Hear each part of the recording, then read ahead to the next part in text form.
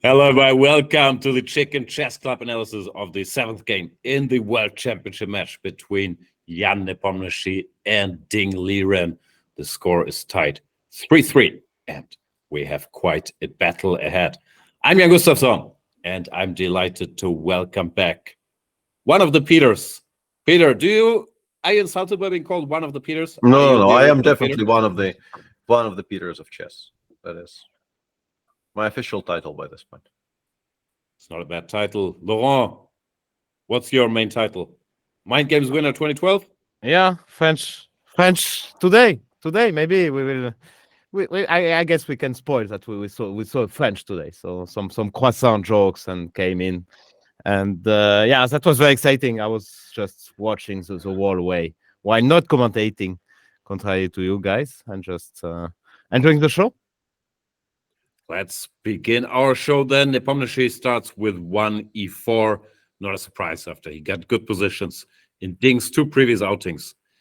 After e4, e5 in the Marshall, and Ding switches it up, goes 1e6, the French defense, not a regular guest at World Championship matches.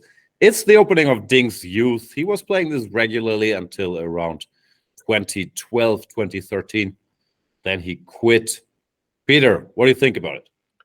I was very surprised. I also apparently lied to the live audience, saying I haven't seen Ding do this sort of ever, but it's sort of true because I haven't really been aware of Ding very much in 2012, and he hasn't played the French recently. And yeah, it's really not a very frequent guest at this level, right? Probably since the Karpov-Korchnoi matches. Karpov-Korchnoi match was the last one. Actually, I did expect Ding to change. To be fair, I thought Kaukan, because he used to play some Kaukan in. I remember the tournament we played in 2013. He lost a nice game to Maxime, to MVL. So I was expecting him to change and to try to surprise Nepo, because it's clear that Nepo feels very, very comfortable in this with Lopez. But I half guessed. Who could have guessed this French? Maybe his coach, Richie, who is a great expert, Richie Rapport, great expert in the French. So again, some influence from him. Yeah, Ding said he told Richie as a half joke he was going to play the French, but then Richie was on board. I'm not sure if the Ding is being honest there and they're sort of winging it and hanging out and saying, okay, let's play the French today, or if it's been prepared as a backup for the match. But I tend to believe, Ding, that this might have been sort of a spur of the moment thing. Let's see what happens. To d4 played by Nepomniachtchi, d5, and Nepomniachtchi goes for knight d2, which is arguably, or I'm not sure if it's arguable, a less critical move than knight to c3. So, and these days, honestly, maybe even less critical than 3e5. Agreed. Which has become incredibly mainstream. And one thing that maybe is worth noting a little bit is that Jan himself was a fairly regular player of the French defense in his youth before becoming a full-on Najdorf player. So it's not like he hasn't seen this opening, Not just in his youth, he even played it in the candidates, the first candidates he won. He came with the French, so he's maybe been the last player on the very top level to play it semi-regularly. But he decides to not testing in the most critical line, knight c3. I would guess if we see a repeat of the French, he might be ready here, but who knows? We won't. I don't think so. But it's not something you repeat. It's a good surprise weapon, but hard to believe. We shall find out. Yeah. Dingo c5, this is supposed to be the equalizer, the main move at the highest level. Nowadays, Nepomniachtchi plays knight to f3. The alternative is, of course, to take when, as far as I know, queen takes d5. Still has a very solid reputation for black. He goes knight f3. Peter, any experience here? I played this quite a bit. I was at some point exclusively an knight g2 player against the French when I was growing up. I have since expanded into all the other moves and haven't really played knight g2 much recently, but I have had a somewhat relevant game even to this game recently I think in one of the play-ins for the Champions Chess Tour. So weirdly, some recent experience. Let's see what happens. C takes d4. This is all still mainstream theory. Knight takes d4. Now black is a choice between knight to c6 and knight to f6. And I like Ding's move knight to f6. I think both are equally popular. After knight c6, you often get this strange structure with bishop b5, bishop d7 takes, bishop d3, which to me always looked easier to play for white, although I'm sure you could argue that this is fine for black as well. Yeah, and there's some heavy traffic in the Giri-infested waters there, right? I think the Giri course has some extremely weird lines specifically there, which have been tried out at a very high level. Would have been fun to see today, but knight f6 is a solid second choice, so why not? Knight f6 is a fairly solid option. Now white has a choice between e5 and e takes d, but they don't go e5 much here. Usually you see pawn takes. Knight takes also the latest fashion. They used to take with the queen here, but I guess white maybe has some hopes after knight to b5. So this is still mainstream stuff, as is knight to f3, bishop e7. It felt to me like Nepomniachtchi was winging it a little bit from here on. I'm not sure. I can't say I'm a specialist. But bishop c4. Yeah, he didn't seem to have any clear ideas about what he was doing, while Ding was still playing very fast. Clearly, he was into his prep. So, yeah, we cannot blame Nepo because this is a sideline of a lot. I mean, he cannot really expect the French after knight d2. You have, of course, many moves in the Tash, even if c5 is the main one. So, I mean, you don't really expect the French to happen. So, yeah, you can't really blame him on that. Now he goes knight bishop to c4, and Ding takes the decision. I liked knight to c6, accepting a weak pawn here, but strengthening his center, especially with the bishop on c4, now that white can no longer so easily hit this other knight with pawn to c4. I thought it was a good move. Yeah, for me, the confusing part came after the very logical takes, castles, queen e2, which you can more or less expect, semi-automatically. All of these moves are, well, the expected conclusion of you playing knight c6. And then he spent, I think, above 15 minutes here, which I thought was, and at the time it seemed like just an oddity and perhaps irrelevant, but you have to feel the airtime, talking about something. So you spend it, griping about young people today not knowing how to manage time. But, it did maybe become somewhat relevant towards the end of the game. Did you have Gichuk on the show today to talk about that? We were supposed to do today with Alexander Kostyuk, and then we were joined by Kramnik, and it just became a Kramnik show, which honestly is completely fine with me because even now, after all the years of knowing the guy, I can listen to him talk about chess for hours and not really feel, bored or short-charged or anything. And he is never shy of expressing an opinion or two, so it makes for, I think, decent viewing. But yeah. And I think in this Armageddon, which you were commentating, Jan, he was playing the French, Vladimir. So he must know. I mean, when he's taking on some opening, he generally studies it. So I guess he was knowing quite a lot. Maybe he was out of book here. I mean, black is just fine with any move, basically, Yeah. Ding plays bishop to b7, as Peter mentioned, after quite some thought. In general, black looks perfectly fine with his majority on the king side. Nepomniachtchi goes bishop d3, admitting the bishop might not be so well placed on c4 for the structure. Queen to c7, queen to e4, also a good move, threatening checkmate. And here, I think Ding, at least practically, makes a bit of a mistake. He goes knight to f6 to parry the checkmate. But g6 seemed so much easier to play for. Then you go c5. And none of us like the decision. Okay. Yeah. I still couldn't find a single reason not to play g6, actually. Yeah. Yeah. And that was actually, I think, somewhere around this point, Kramnik came on, and it was time that me and Alexandra had time to express some opinion about g6. And then Kramnik came on and expressed his, and he basically echoed what I was saying, that, like, for me, I would need to have a very, very solid reason why g6 just straight up doesn't work. Yeah, exactly. Yeah. Not to play g6. Like if I find some kind of a tactical refutation, okay, then begrudgingly I go knight f6. But if it just like game continues, I'm not moving knight away from d5. No, very odd decision, and Ding really makes his life much, much tougher with it. Because now white goes queen h4. Not the only move, by the way. Even bishop f4, you could argue. Why not play g6 instead? But I guess he thought the endgame was fine. But this is just dangerous for black now. And also, it's such a standard construction with the bishop on d3 and the queen on h4. Normally, you would feel it's dangerous. So, was surprising. Black's position isn't necessarily bad. The computer says it's still equal. But it just got so much harder to play.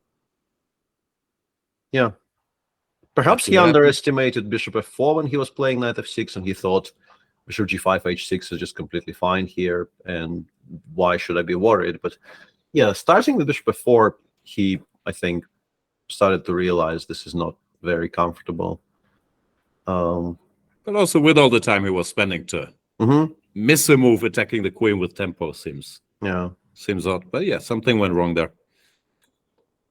And he went queen to b6, which I guess is the most human decision. Computer was giving some very weird stuff. Queen d8, d8, but, yeah, which I who don't does think. that? Yeah, I don't think you can play that.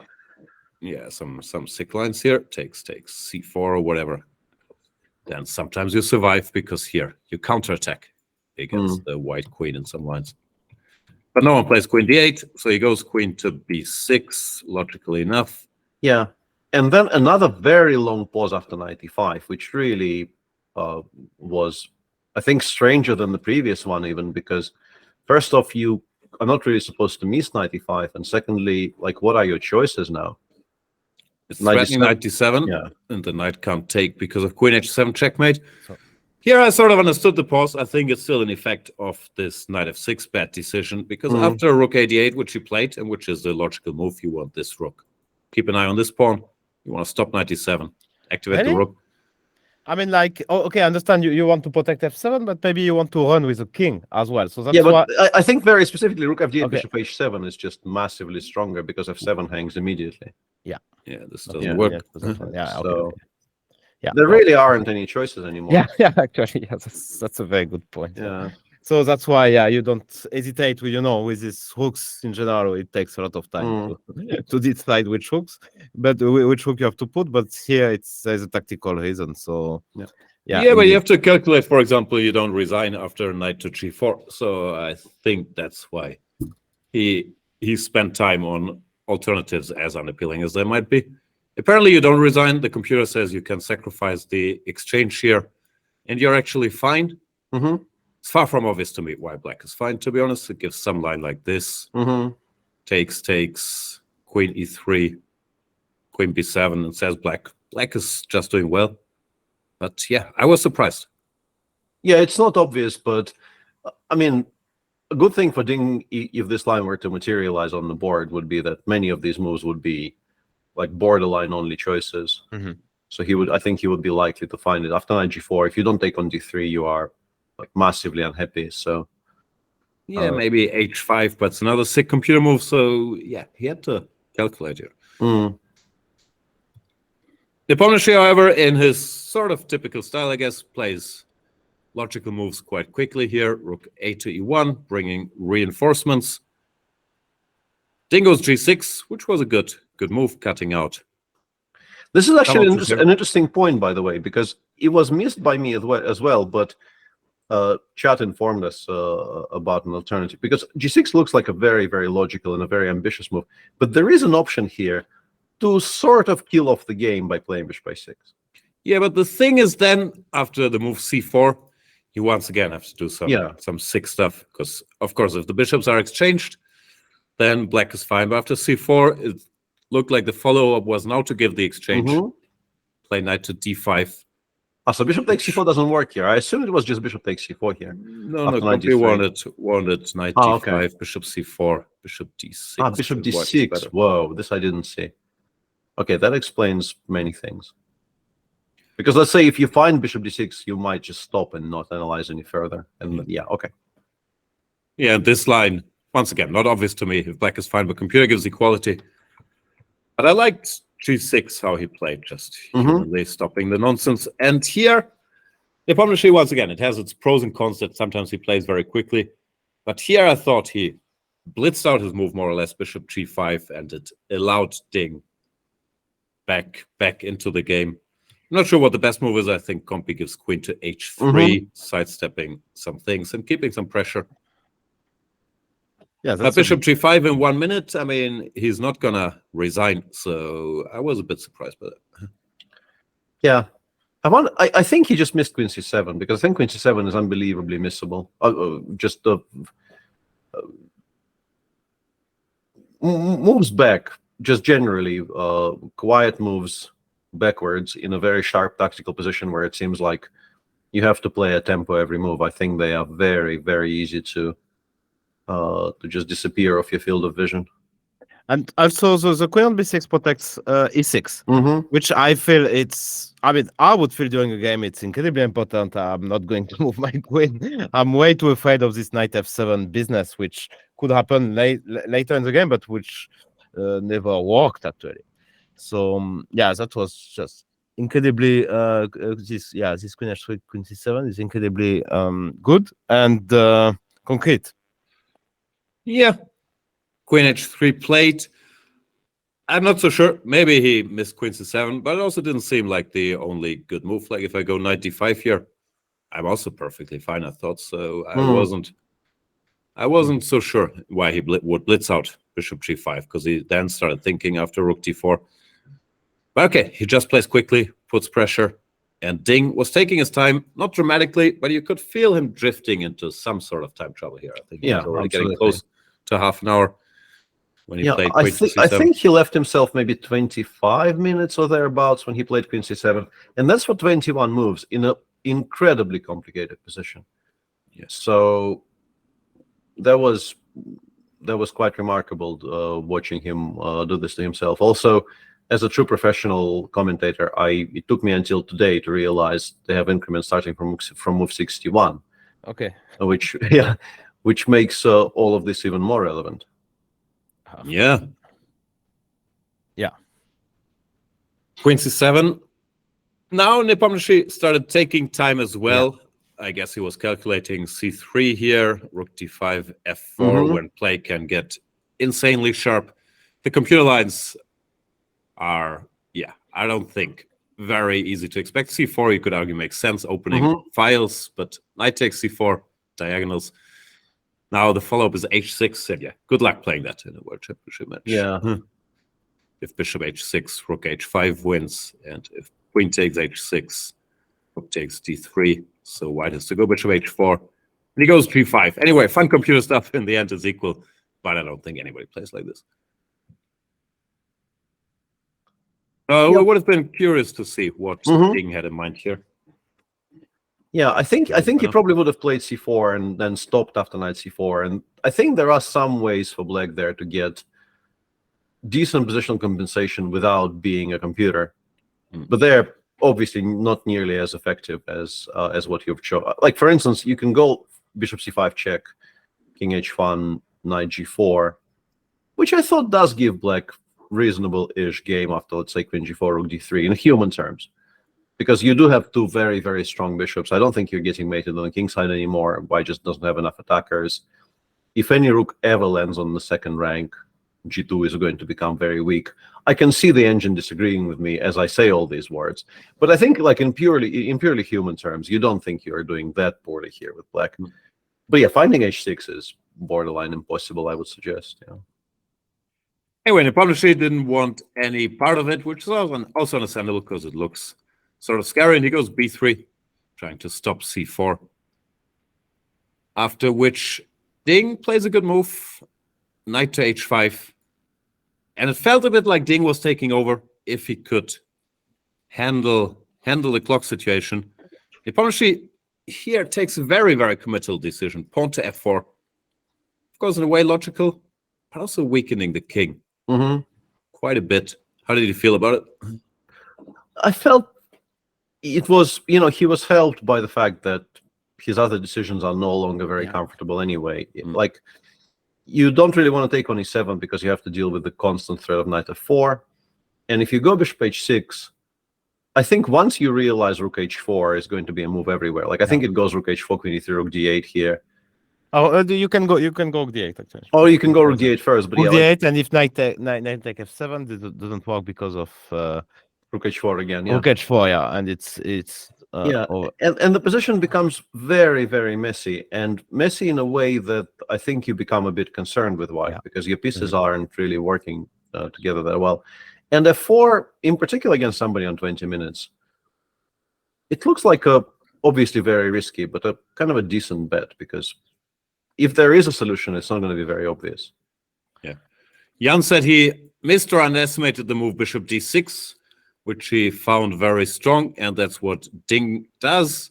There was a computer line here, bishop takes g5, f takes g, knight f4, which, of course, is a very logical line. I'm sure Ding calculated it, but maybe he didn't have time to evaluate it. I guess queen h6 scared him.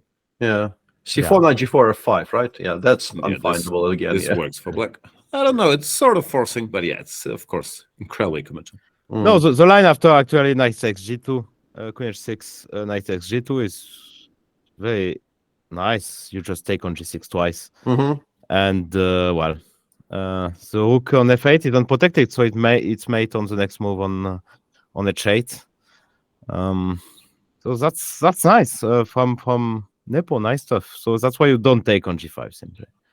It looks way too scary. Yeah, fair enough. Ding goes bishop to d6, gets out of the way, and that implies an exchange sacrifice that we'll see. Over the board, Nepomniachtchi plays c3, also logical, chasing this rook, and the rook doesn't really wanna move because it will get chased further, and black ends up in trouble. Because knight takes f4. When I guess there's two options, but yeah. Yeah, there's some incredibly beautiful computer style stuff here, starting with rook takes f4, which was immediately ignored by Jan, which I thought was a bit peculiar because the position he got, I just did not like the look of at all. And I thought, simply for that reason, that what he's getting into is just looking incredibly unappealing. He will at least burn some time on looking for an answer here. But I mean, the answer is not obvious here. You start with bishop g6. Some fun lines here, takes, and you can't capture on f4 because of bishop f6.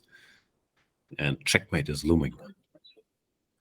So yeah, I think the engine goes cd, cd, and it's and now it is very important that rook e5, actually. You have like queen e5, bishop f6, and now check first, only one, and then queen e3, and you don't get mated. Which I assume is a draw, right?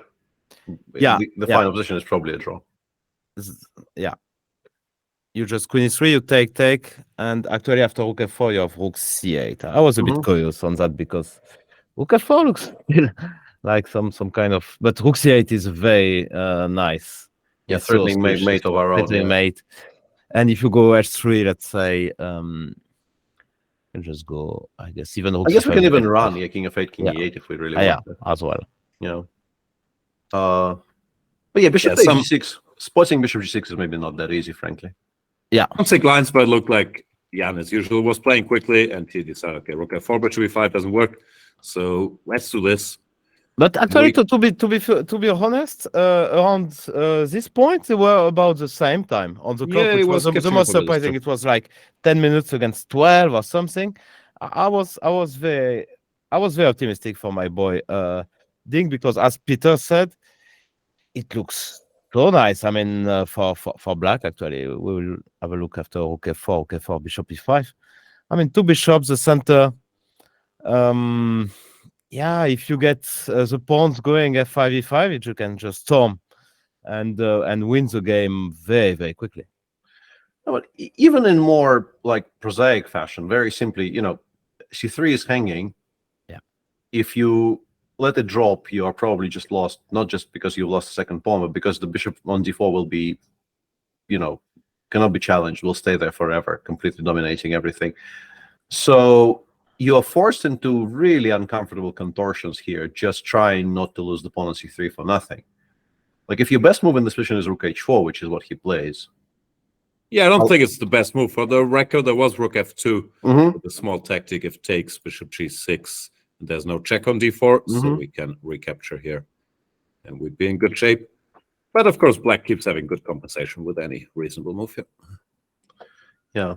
But in particular, if you're doing this with the intention of playing rook h4, which is clearly what he was doing, there's no way you're happy about how this is going.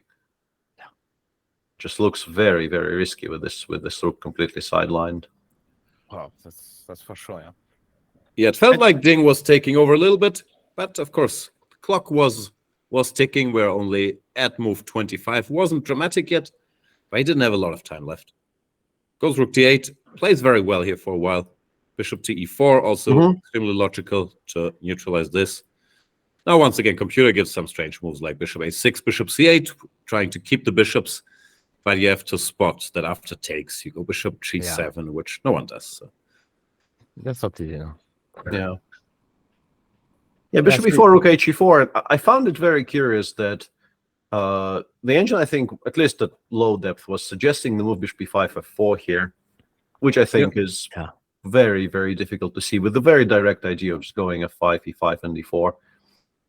But we were kind of all agreeing on air that pushing the f and e pawns are the one way you lose if you ever lose this position with black. We were proven to maybe have been slightly over-optimistic, but rook e5 is a very, very logical and a very strong choice. Yeah, feels very compact. White can't go c4 because of bishop d4 check, and he just gave up the square.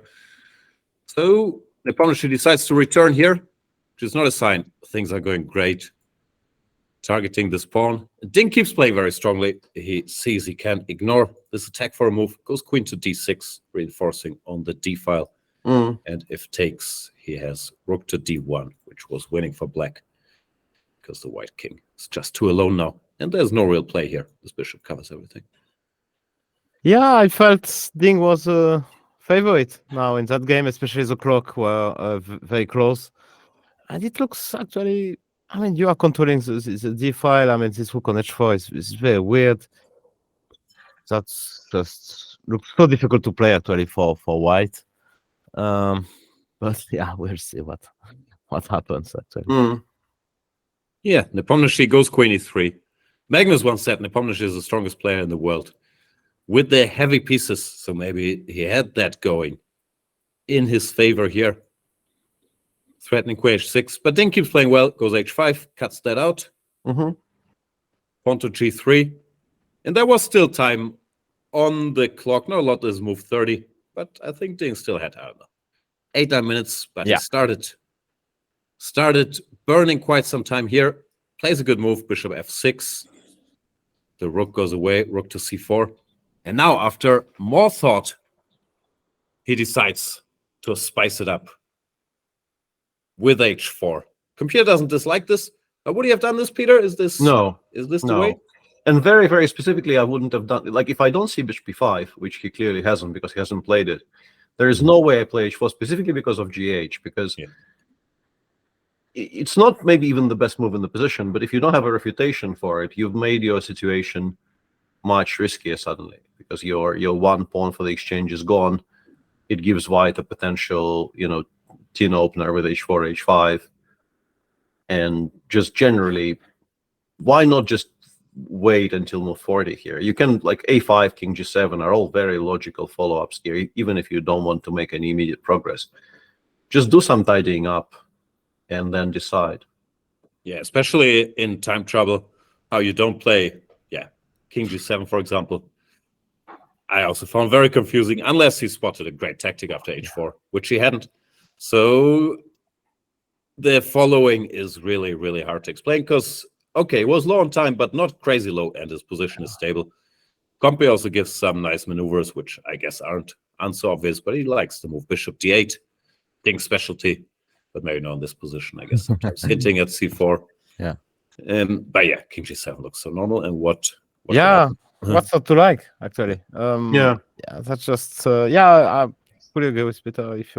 And of course, Jan just snapped on h4, actually. Yeah, it took him about 3 seconds. Yeah, and giving a weird look at Ding because he probably missed what you just said, Peter. Here, after taking on h4, the right move is bishop e5, but something even more weird will happen now.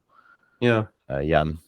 Yeah, no, the question is just what Ding thought. I mean, h4 takes, and why do this to yourself if you don't have a follow-up? Because now he started burning a lot of time. I think here he went down from, I don't know, 4 or 5 minutes to around 1 minute, which is, of course, not very responsible because they don't get extra time and still only move 32.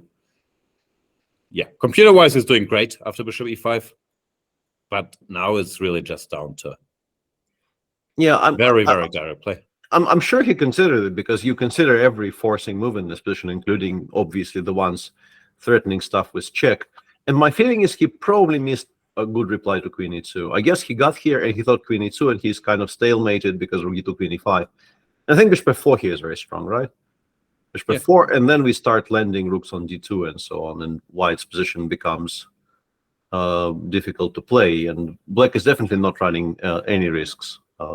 But you do have to start on the right track. Yeah, bishop e5 was strong, but also if you don't see anything special, you're still reasonably compact. If you go rook h5, it's not like anything bad has happened. But it just started spinning out of control here, starting with h4. Now you could see him calculating. He was unhappy with something, and then settled on rook d2 with about a minute left, which is a bad move on many fronts. I mean, it threatens queen h2 checkmate, but that won't be missed, and white has more than one way to parry it, queen g3 or rook e2. Jan was also not low on time, but had like 7, 8, 9 minutes. But he was being his practical self here, blitzing out rook e2 more or less, or after very little thought. And now Ding, with 45 seconds on the clock, instantly moved rook d3. It felt like he had sort of forgotten the time, calculating on the move before. Then he realized after rook d2, and he blitzed out a move. But it is a pretty terrible move. Basically, losing the game. Of course, he had done things to himself already, but if he just goes back here, it's still an equal position. It's not like black is in trouble objectively. That's actually very amazing that you just go back and forth and it's still equal. So it shows black's potential. In the last 3 moves, we've lost a pawn and gave up 2 tempi. And it gives zeros. Yeah. It gives zeros here very confidently. So yeah, we had a good position previously to that. But you could see it was spinning out of control. We can argue later if it was the tension or if he just missed something. But yeah, it was painful to watch, actually, even as a neutral observer, to see Ding there with a good position with 5 minutes on the clock, just staring at it for 4 minutes and then completely ruining it. Blitzing out this move, rook d3, which is just panic, because now but white anyway, I mean, yeah, 45 seconds, 7 moves to play. I mean, even if he's going back to d5 with his rook, I don't buy it. I mean, his mistake is before. You cannot be so long time. I mean, come on, without increments, this is not reasonable. No, of course, he had gotten himself into some trouble. Yeah, but it just gets worse. Yeah, or rook d3 really just ends it. No. Yeah. Because you can't even keep the queens on in any kind of a sensible way, apart from what he played. And what he played sort of loses on the spot as well. Yeah, this is just such a key pawn. Like, what is it to say? He just gave 2 pawns and a couple tempi for nothing and burned all his time. Total meltdown, and it's hopeless. Yeah. He tried check, king g2, queen d3. But it's not even that he missed any particular move here. Yeah. The eye test fairly clearly says that you just resign. White has all the squares covered. There's not a single check. Yeah. Just doesn't work. I do think it was a bit remarkable. I mean, obviously, he had the very little time that Ding still had to calculate. But the speed with which Jan here chooses rook f2 over queen e3, I thought was, somewhat worth mentioning. It's because like the game has changed kind of dramatically, and you still have time, and you might want to like double check your calculations or bring pieces closer to your king and do any of this kind of panicky stuff that I would have done. But he just thinks, no, I need to play the most concretely. I can see there are no checks to be given to my king, so why waste any time begging for queen trades when I can just win on the spot? It's also, of course, the strength of his. He's such a fast calculator, and Doesn't need to double check. He just trusts his hand. Yeah, Or but rook F2. let's face it, the moves you have no checks whatsoever as black, so the moves he's playing are not the most difficult in the world. No, they're not. With No. Rook F2, Rook F4. I mean, it's kind of obvious. You just check. There is no checks actually. You have to check Queen B1, I guess, but it's only Rook G1 check, and you go to H3. So this is not. Yeah, no, you I even take and control I G1, protect. yeah. You even control Okay. G1. There really I aren't miss any that. checks at all. Yeah, no, there's nothing to calculate. Yeah, Mhm. that's Yeah, and the game ends. Ding plays King G7. This makes White's life maybe even easier, but the position is lost, so it doesn't matter. But now after Rook C F4, once again no checks, and this pawn is falling. So Ding still played the move Queen takes C3, and I think yeah. resigned without waiting for a reply, because this is not particularly complicated. Takes, Rook F7 check, and we take whatever another Yeah, pawn. take Rook A7. If we why not? feel like Yeah. Bishop D4, Rook D7 wouldn't help much. So yeah, very strange meltdown by Ding. Looked once again, I'm just psychologist here, but looked like the pressure just got to him because he has this position on move 31. He doesn't have a lot of time, but it's perfectly stable and fine, even with all the waiting moves Peter mentioned. Instead, he goes H4, takes Rook D2, Rook E2, Rook D3, Queen C5, and on move 34 he can resign. Yeah, tough break for Ding Liren. Nepomniachtchi takes the lead yet again, leads 4-3. And we've now had, what, 4 decisive games in a row in a World Championship match? 4 in a row, yeah. Has this ever happened? Definitely more exciting than the previous matches. That's for sure. Yeah. I don't know, completely unpredictable for me. No, but I should give a prediction. No, 80-20 for Nepo now. But if Ding wins after tomorrow, then it will be 80-20 for Ding. I don't know. I mean, like, it's just... Even that joke has been done by this point, I think, yeah. Yeah, no, we don't... It's just so unpredictable, but I mean... It's not hard to predict, no. White just wins every single game. That was really... I mean, like, this collapse, complete collapse from Ding was weird. I don't know. Maybe he will come back once again. Who knows? Yeah, people were writing him off earlier, and he has done some winning on demand. Well, sort of on demand already. So feels unfair to do it again. But Vladimir was making the point on air today that this, in a way, is way harder to deal with and way harder to come back from than a game where you played horribly.